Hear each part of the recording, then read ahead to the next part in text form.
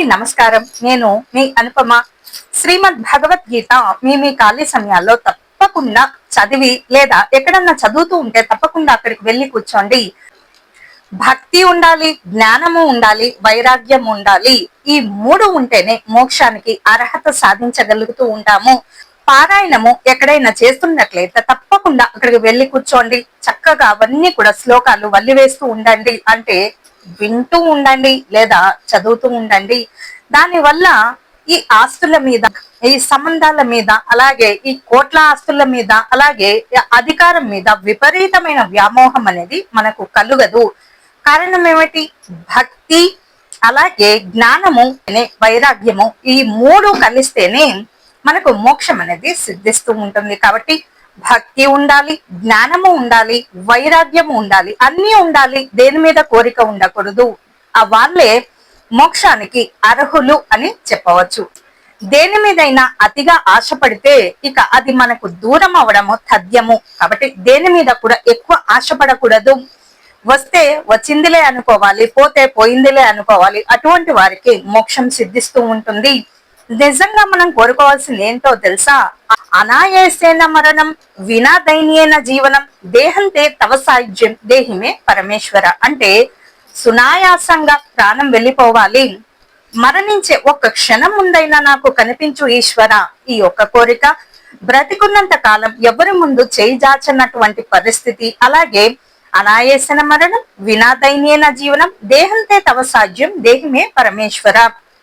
మరణించిన తర్వాత మోక్షాన్ని అందిస్తూ నీలో నన్ను ఐక్యం చేసుకో, నా ఆత్మను పరమాత్మలో ఐక్యం చేయి ఓ పరమేశ్వర మహాదేవ అని ఈ మూడే కోరుకోవాలి తప్ప ఇక్కడ మనం ఎంత సంపాదించినా, ఎన్ని సంబంధాలు కలుపుకున్నా, ఇవన్నీ ఈ ఆత్మ ఈ శరీరంతో విడిపడిన నాడు ఇవన్నీ కూడా వ్యర్థం అన్నమాట. మరి అవసరమైందేంటి? మనం చేసుకున్నటువంటి దానము, ధర్మము, పుణ్యము, అలాగే మంచి పనులు ఏమైనా ఉంటే అవే మన ఖాతాలోకి వస్తూ ఉంటాయి తప్ప బ్యాంక్ అకౌంట్ లో ఎన్ని వేల కోట్లు ఉన్నా ఒక్క రూపాయి కూడా మనము, ఒక్క కాని కూడా మనం తీసుకెళ్లేమో అని గుర్తు చేసుకుంటూ ఉండాలి. యదా యదా హి ధర్మస్య గ్లానిర్భవతు భారత అభ్యుత్థాన మధర్మస్య తదాత్మనాం సృజామ్యహం పరిత్రాణాయ సాధూనాం వినాశాయ చ దుష్కృతాం ధర్మ సంస్థాపనార్థాయ సంభవామి యుగే యుగే. సంభవామి యుగే యుగే, దీని అర్థం ఏమిటో తెలుసా?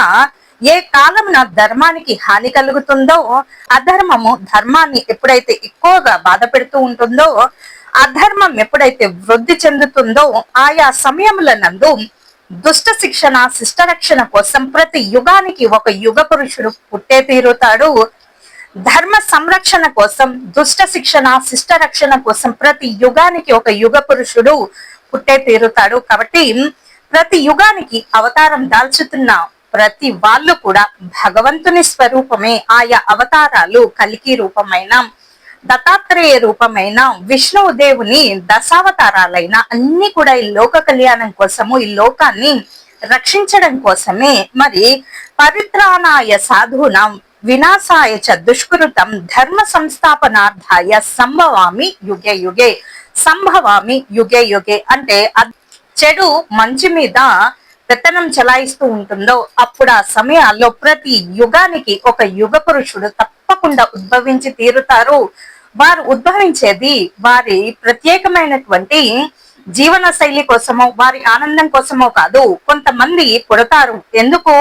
ధర్మాన్ని రక్షించడం కోసం, దైవాన్ని మరి రక్షణ చేసుకోవడానికి, దైవ భక్తిని రక్షణ చేసుకోవడానికి, జ్ఞానాన్ని రక్షించడానికి, వైరాగ్యంతో ఏమీ ఆశించకుండా దేశ రక్షణ, దైవాన్ని, దైవ భక్తిని, అలాగే గుడుల్ని, అలాగే అన్నిటినీ, హిందూ ధర్మాన్ని, సనాతన ధర్మాన్ని, హైందవ సంస్కృతిని, వీటన్నిటిని పరిరక్షించడానికి కొంతమంది వేటి మీద కోరిక ఉండదు, వీటిని రక్షించడం కోసమే పుడుతూ ఉంటారు.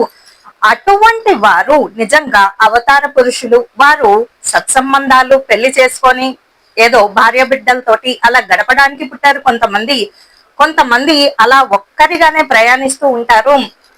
భగవంతుని ఆరాధన తప్ప మరి ఏ ఇతర వాటి మీద వ్యామోహం కానీ ఆశ గాని పడరు. వీరు అవతార పురుషులు అంటే అటువంటి వారు ప్రతి యుగానికి ఒకరు తప్పకుండా పుడుతూ ఉంటారు. అధర్మము ధర్మం మీద శాసించే స్థాయికి ఎదిగిపోతుందో, చెడు మంచిని శాసించే స్థాయికి ఎదిగిపోయినప్పుడు ప్రతి యుగానికి ఒక యుగ పురుషుడు తప్పకుండా పుట్టి తీరుతాడు. ఇదే శ్రీమద్ భగవద్గీత గీతా శాస్త్రంలోని ఒక అంశము. ఇటువంటి చక్కటి మరి శ్లోకాలు అన్ని కూడా పిల్లలకు చెప్పేటటువంటి ప్రయత్నం చేయండి. ఏది శాశ్వతం కాదు, మోక్షం ఒకటే శాశ్వతము. దైవభక్తి, జ్ఞానము, వైరాగ్యము ఈ మూడే శాశ్వతం తప్ప దేని మీద అన్ని చూడాలి, వినాలి అంటే ఆచరించాలి, అన్ని చూడాలి, వినాలి, అలాగే అనుభవించాలి తప్ప వేటి మీద కోరిక, మమకార వికారాలు ఉండకూడదు, కోరిక ఉండకూడదు.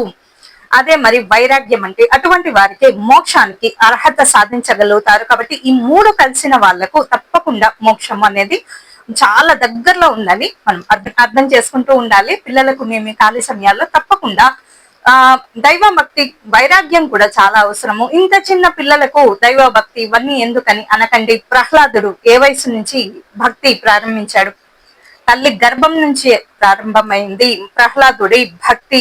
నారాయణ మంత్రం అంటే అంత ఇష్టమట ప్రహ్లాదుడికి. అందుకనే కదా మరి మృత్యువు సమీపించే సమయానికి సాక్షాత్ శ్రీమన్నారాయణుడే ఎక్కడా నీ శ్రీహరిని చూపించగలవా అంటే తప్పకుండా వస్తాడు నా స్వామి అని అలా నిశ్చలమైన భక్తితో అంత నమ్మకంగా ఉన్నాడు. కాబట్టి ఆ శ్రీహరి దిగి వచ్చి కాపాడాడు ప్రహ్లాదుని. అలాగే గజేంద్ర మోక్షము, ముసలి చాలా బాధ పెడుతూ ఉంటే ఆ బాధ భరించలేక నారాయణ కాపాడు కాపాడు అంటే తానే దిగి వచ్చి ముసలి బారి నుంచి రక్షించి గజేంద్ర మోక్షాన్ని ప్రసాదించాడు. అలాగే నిండు సభలో ద్రౌపదిని వివస్త్రను చేసి చీరలాగి చాలా అవమానిస్తుంటే ఏ ఒక్కరు కూడా కాపాడలేకపోయారు. నా స్వామి వస్తాడు, తప్పకుండా నన్ను రక్షిస్తాడు అనేటటువంటి ఆమె నమ్మకమే ఆమెను కాపాడింది. ఆమె దేవుణ్ణి నమ్మింది, భగవంతుణ్ణి నమ్మింది. కాబట్టి నిండు సభలో ద్రౌపది అభిమానాన్ని రక్షించడానికి సాక్షాత్తు భగవంతుడే, శ్రీకృష్ణుడే ఆమె అభిమానాన్ని, గౌరవాన్ని కాపాడగలిగాడు. కాబట్టి ఎప్పుడు కూడా భగవంతుని మీద అమితమైనటువంటి విశ్వాసం ఉంచాలి. అయ్యో నాకే ఎందుకు ఇన్ని కష్టాలు వస్తున్నాయి అంటే భక్తులని పరీక్షించటానికే తప్ప మీతోటి అంటే మీరు పడిపోతే చూద్దామని కాదు. ఎంతవరకు తట్టుకుంటారా మీరు, మీలో ఏమాత్రం భక్తి ఉందా అని భక్తి పరీక్షించడానికే తప్ప ఓడిపోతే చూద్దామని భగవంతుడు ఎప్పుడు కూడా అలా పరీక్షలు పెట్టాడు. ఆ ఓడిపోయే సమయంలో కూడా నా మీద భక్తి విశ్వాసాలు ఉన్నాయా మరిచారా అని అనుకోవడానికి, పరీక్షించడానికే ఈ పరీక్ష అంతా పెడుతూ ఉంటాడు భగవంతుడు. కాబట్టి సత్సంగానికి వెళ్ళండి, చక్కగా భజనలు చేయండి, ఆధ్యాత్మిక చింతనలో అలా హాయిగా జీవనం గడపండి, పుణ్యాన్ని సేకరించండి, బ్యాంకు బ్యాలెన్స్లు కాదు. కాబట్టి లోక సమస్త సుఖినో భవంతు, సర్వే జన సుఖినో భవంతు. స్వస్తి.